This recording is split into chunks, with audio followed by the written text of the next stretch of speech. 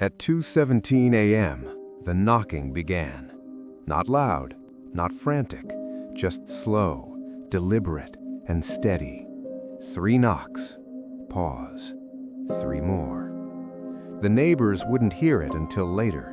The security cameras wouldn't catch it at all, and the people inside the house would never answer, because by the time police arrived, whatever had been knocking was already inside. The emergency dispatcher nearly missed it. The line stayed open for 6 seconds, long enough to register breathing, but not long enough for a voice. Then a whisper, barely audible. Someone's at the door. The timestamp read 2:16:43 a.m. The call disconnected before the dispatcher could ask another question. What made the call unusual wasn't the fear, it was the silence. No background noise, no movement, no struggle, just breathing and the faint sound of knocking. The address led officers to a quiet residential street. No streetlights, no traffic, no signs of forced entry. The house looked normal, too normal. Lights were on in the living room. The front door was closed but unlocked, and there were no footprints in the snow leading up to it. None. Not to the door, not away from it. The moment officers stepped inside, they noticed the smell. Metallic, sharp, wrong. The living room was immaculate, furniture untouched, television paused mid-scene, but the hallway light was flickering. At the end of the hall was the master bedroom. The door was open. Inside, they found 2 adults and 1 child, all deceased. No visible injuries, no signs of a struggle, no blood on the walls. And yet, all 3 faces were frozen in terror. The coroner would later note something deeply unsettling. Their time of death was estimated between 2:12 and 2:14 a.m., 3 minutes before the 911 call. While officers secured the scene, it happened again. 3 slow knocks from inside the house. Every officer heard it.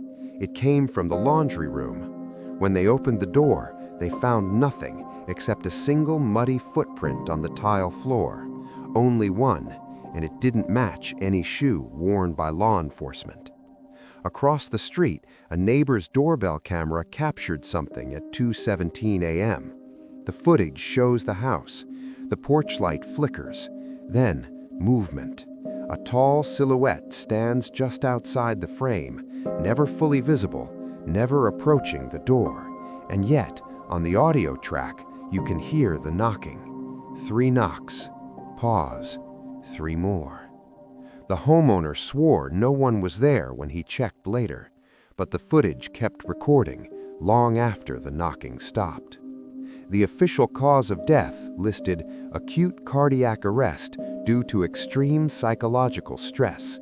All 3 victims at the same time. The coroner added a note he would later regret writing. Fear alone does not explain this.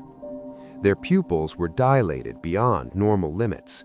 Their fingernails showed signs of gripping fabric, bedsheets, clothing, as if they were bracing for something they could see but couldn't escape.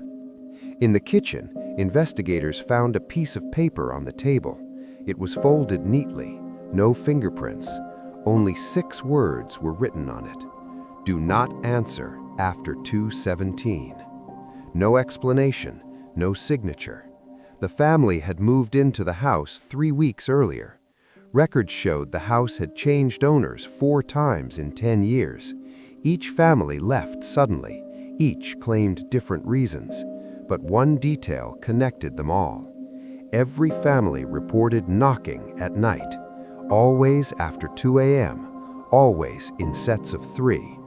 No one ever answered, except once. A former resident agreed to speak years later on the condition his face never be shown. He said the knocking began during his first week. 3 knocks. Pause. 3 knocks. When he looked through the peephole, there was nothing there. On the 4th night, the knocking came from inside the house, from the bedroom closet. That's when he opened the door. He refuses to describe what he saw. He only says this: "It knew my name, and it knew what time it was." Back at the original scene, officers found something they missed at first: the front door. From the inside, there were scratch marks near the handle. Not claw marks, finger marks, as if someone or something was trying desperately to get out. No suspects were ever identified. No intruder was ever found. The house was demolished 2 years later, but neighbors still report knocking 3 times, always at 2:17 a.m., and sometimes they swear it comes from inside their own homes. Police never determined who or what was knocking that night, but one thing remains undisputed: the victims didn't open the door, and yet something still came in. Because sometimes the most terrifying thing isn't what knocks, it's what waits for you to answer. If you heard knocking at 2:17 a.m., would you check the door? Or would you already know it's too late?